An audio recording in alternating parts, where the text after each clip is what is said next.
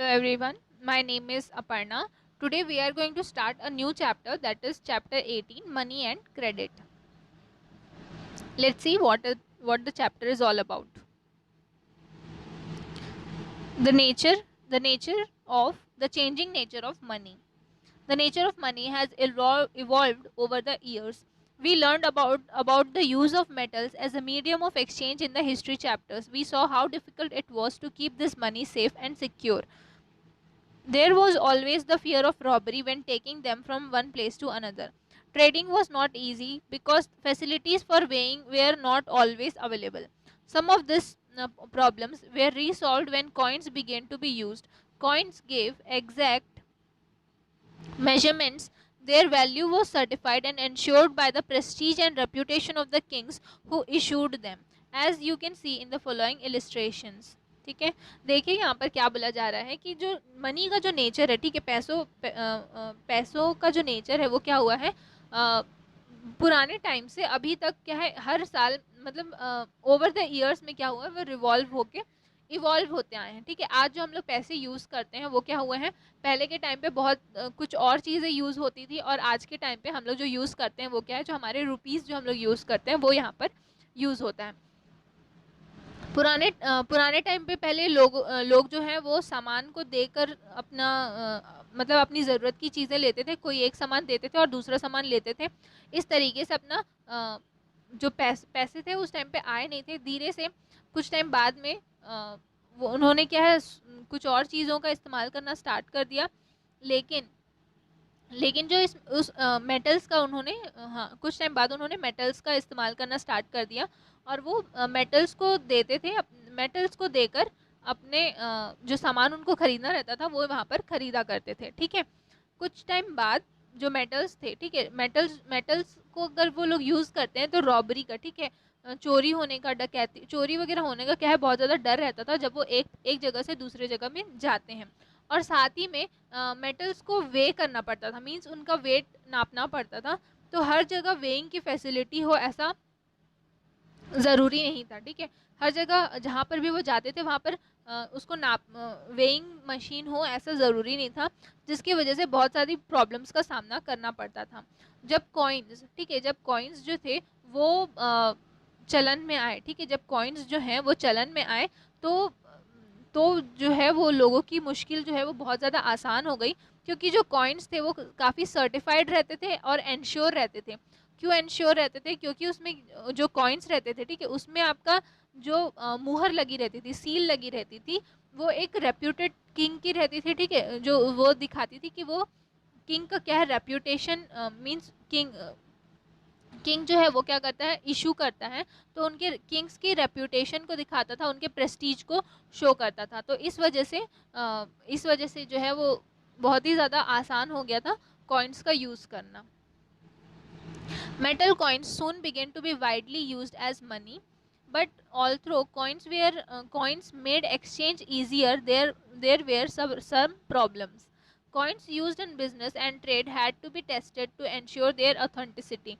But malpractices such as scratching, chipping would result in small differences in weight.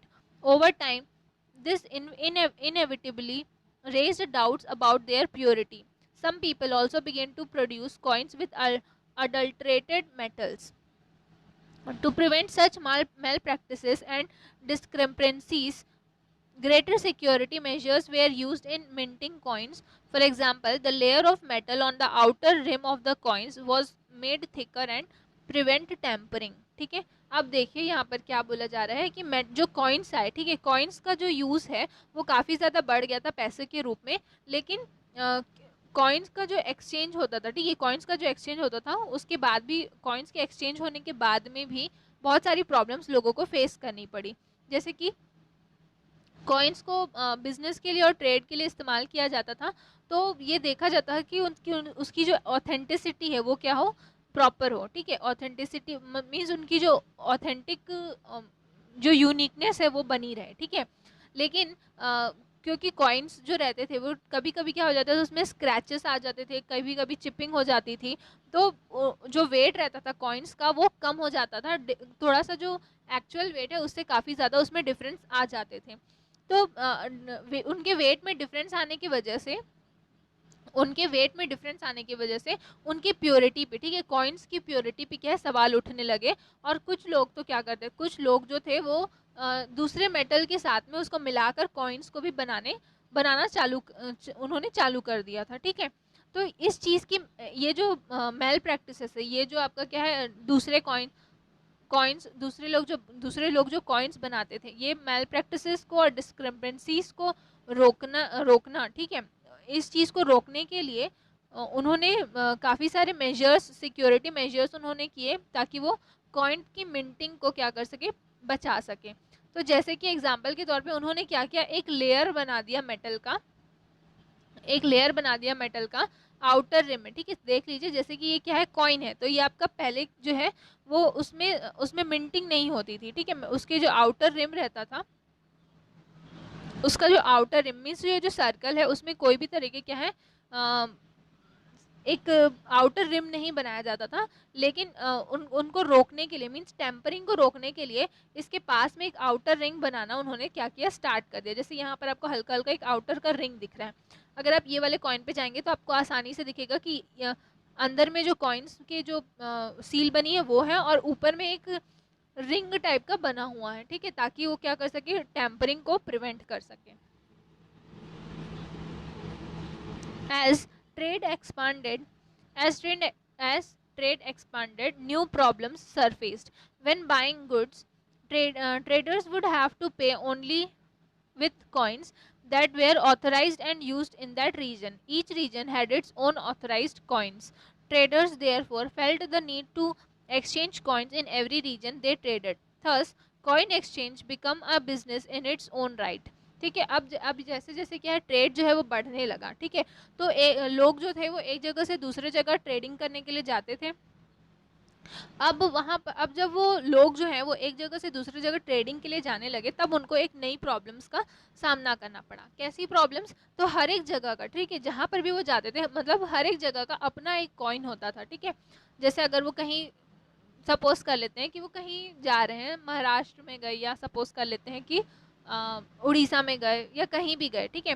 तो वहाँ अगर वो जाते थे तो उनका एक प्रॉपर एक अलग से कॉइन हुआ करता था, और जहाँ से वो आए हैं, ठीक है, वहाँ उनके पास जो कॉइन होता था वो एक अलग रहता था, ठीक है। तो एक जगह का कॉइन जो है वो दूसरे जगह पे चलता नहीं था, मीन्स वहाँ पर वो वर्क नहीं करता था, वहाँ पर उसका एक्सचेंज जो है वो पॉसिबल नहीं था। तो इस वजह से उनको हर एक रीजन में, ठीक है, जहाँ पर भी वो अपने ट्रेडिंग के लिए जाते थे, वहाँ पर उनको अपने कॉइन्स को एक्सचेंज करके उनके कॉइन्स जो है वो खरीदने पड़ते थे। तो धीरे धीरे ये जो कॉइन्स का एक्सचेंज था वो भी क्या बन गया, एक एक बिजनेस बन गया, एक अपना ही तरीके का एक अलग से बिजनेस जो है वो यहाँ पर बन गया। Indian traders came up with their own solution to the exchange problem, which did not require carting loads of coins from one place to another. They wrote a hundi, a special letter to pay the bearer for the city where they purchased their goods. अब देखिए यहाँ पर क्या हुआ, जो यहाँ के जो इंडियन ट्रेडर्स जो थे वो इस प्रॉब्लम को सॉल्व करने के लिए एक अलग ही मेथड लेके आए, ठीक है। इस मेथड में वो लोग क्या करते थे, एक लेटर लिखते थे जिसमें जिसको कहा जाता है हुंडी, ठीक है, जिसको कहा जा रहा है हुंडी।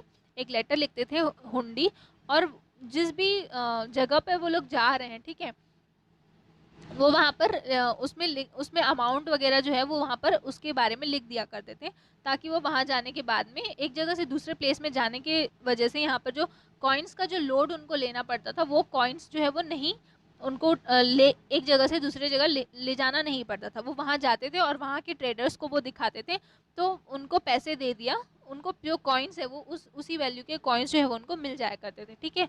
जो नीचे में आप जो ये देख रहे हैं, ये जो लेटर है, ये क्या है, एक लेटर है जो कि एक ट्रेडर ने दूसरे ट्रेडर को लिखा है, और ये ट्रेडर जो भी व्यक्ति वहाँ जा रहा है ट्रेड करने के लिए, वो अगर इस चीज़ को दिखाएगा वहाँ, तो वहाँ उनको क्या है, पैसे जो है वो मिल जाएंगे। The hundi in figure 18.1 18.5 is an example. In this example, Diwan Sher Ali of Kapurthala has to go to Delhi to buy goods. He deposits rupees 4,000 with Mirzamal Maningram, a money exchange trader in Kapurthala. Maningram also has an office in Delhi. He writes a letter, a hundi, to his accountant there to give Sher Ali rupees 4,000 when he reaches Delhi. Sher Ali uses the money in Delhi to buy goods. अब देखिए यहाँ पर एक example जो आपको ऊपर में जो लेटर दिया गया है उसके बारे में बताया है कि ये लेटर जो है वो दीवान शेर अली ने, ठीक है, दीवान शेर अली को कपूरथला जाना था ट्रेड के लिए, कुछ सामान खरीदने के लिए, ट्रेड के लिए दिल्ली उनको जाना था। कपूरथला के हैं वो, दीवान शेर अली जो कि कपूरथला से थे, उनको दिल्ली जाना था कुछ सामान खरीदने के लिए। तो वो क्या करते हैं, 4,000 रुपये मिर्जामल मनीग्राम के पास, ठीक है, मिर्जामल मनीग्राम जो कि एक मनी एक्सचेंज ट्रेडर है, उनके पास में जमा करते हैं। और उस पैसे के बदले में मनीग्राम जो है वो एक लेटर लिखते हैं, मनीग्राम जो है वो एक लेटर लिखते हैं जिस लेटर को, ठीक है, जिसको लेटर को आपको क्या बोला गया, हुंडी बोला गया है। अब ये जो मनीग्राम है उनका ही एक ऑफिस जो है वो दिल्ली में है, ठीक है, उनका ही एक ऑफिस जो है वो दिल्ली में सिचुएटेड है। तो वो लिख के एक हुंडी लिख के देते हैं और अपने अकाउंटेंट के नाम से एक हुंडी लिख के देखते हैं। जब भी शेर अली जो है वो दिल्ली पहुंचेगा और वहाँ जाके ये लेटर उनको दिखाएगा तो उनको क्या मिल जाएंगे, पैसे जो हैं वो मिल जाएंगे। तो शेर अली जो 4,000 उसने डिपॉजिट किए थे तो वो 4,000 वहाँ पर क्या मिल जाएगा, और दिल्ली जाने के बाद में उनको कॉइन्स जो हैं वो वहाँ पर शेर अली को मिल जाएंगे।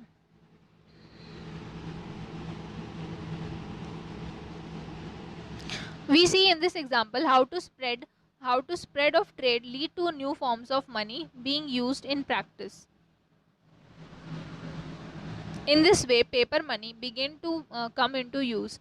A similar development of paper money can be seen in the circulation of receipts among traders. These receipts issued by jewelers began to be accepted as secure guarantees that the jeweler would return the gold or silver on production of the receipt. Thus, trust in jewelers grew and traders then began accepting promissory notes or receipts issued by jewelers as legitimate money for carrying out their trade deals. In this way, an initial banking system managed by jewelers or sarfas evolved that was widely accepted. Hence, a trust built up around the use of receipts as paper money. ठीक है, अब यहाँ पर हुंडी जो है वो हुंडी स्टार्ट होने के बाद में जो लोग थे, ठीक है, जो लोग थे वो इसी हुंडी को ही क्या करते थे, एक ट्रेड के रूप में यूज़ करते थे। एक तरीके से ये जो पेपर मनी का जो फॉर्म था वो क्या हो गया था, चलन में आ चुका था उस वक्त पे ही। इसी तरीके का जो डेवलपमेंट है वो देखने को मिला सर्कुलेशन ऑफ रिसिप्ट्स, ठीक है, वो उसमें रिसिप्ट्स के फॉर्म पे वो लोग जो है वो क्या करते थे, पैसे मीन्स जिस तरीके से हुंडी एक्सेप्ट होती थी उसी तरीके से रिसिप्ट्स के फॉर्म पे भी वो लोग जो है वो देने लग गए थे। तो यहाँ पर क्या होता था, रिसिप्ट्स जो लोग रिसिप्ट्स इशू करते हैं, ठीक है, ये जो रिसिप्ट्स रहते थे वो ज्वेलर्स लोग जो थे वो इस रिसिप्ट को इशू करते थे। और जो बाकी के जो गारंटर्स हैं, ठीक है, जो गारंटी ये रिसिप्ट को जो लोग हैं वो गारंटी के तौर पे लेते थे, क्योंकि वो उसको ज्वेलर ने दिया है। तो अगर मीन्स जो ज्वेलर हैं वो या तो उनको गोल्ड सिल्वर भी दे सकते हैं, मीन्स एक तरीके से यहाँ पर जो बॉन्डिंग ट्रस्ट था वो ज्वेलर्स, क्योंकि वो ज्वेलर्स लोग जो हैं वो इस रिसिप्ट को दे रहे हैं, तो एक ट्रस्ट जो था वो बनना स्टार्ट हो गया और ट्रेड जो था वो ग्रो होना स्टार्ट हो गया था। तो धीरे धीरे रिसिप्ट और हुंडी जो था वो पेपर मनी के टाइप में आने लग गया था। पेपर मनी स्टार्ट हो चुकी थी उस वक्त तक में, ठीक है। अब पैसे एक जगह से उधर, मीन्स एक जगह यहाँ से आप यहाँ आप देते हैं और आपको दूसरे जगह में वहाँ से आपको पैसे मिल जाते थे। तो एक इनिशियल बैंकिंग सिस्टम जो था, जो कि ज्वेलर्स द्वारा, ठीक है, ज्वेलर्स जो इनको मैनेज कर रहे थे या फिर उनको सरफास भी बोला गया है, वो बहुत ज़्यादा एक्सेप्ट होने लगा। और एक ट्रस्ट जो था वो लोगों को जो रिसिप्ट और पेपर मनी के तौर पे जो ट्रस्ट था वो वहाँ पर बिल्डअप होना स्टार्ट हो गया था। आपका आज के लिए इतना ही। इसके बाद नेक्स्ट हम लोग टॉपिक से स्टार्ट करेंगे, the nature of money in the modern age. Thank you.